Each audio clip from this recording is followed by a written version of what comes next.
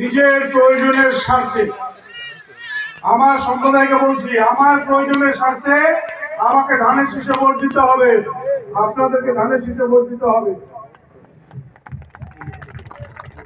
এইটা আমার অমলদা এখানে সাবেক চেয়ারম্যান নাকি? আমার সম্প্রদায়কে বলছি, আপনারা চ্যালেঞ্জ শুনে দেন আমার মুসলিম ভাইদেরকে, হোসেন গায়েব, যে আমরা সবাই ধানের শীষে ভোট দেবো, হিন্দুরা দাঁড়িপাল্লায় যেন একটা ভোট না পড়ে। কেননা আমরা কেউ স্বাধীনতার বিপক্ষের শক্তিকে ভোট দেব না, হিন্দুরা কেউ দাঁড়িপাল্লায় ভোট দেবে না নিশ্চিত থাকে।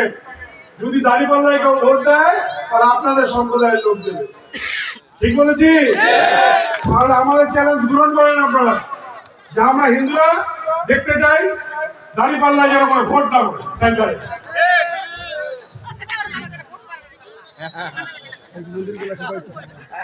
আমার কাছে একটা তালিকা এসেছে, 12 ঘড়িয়া 1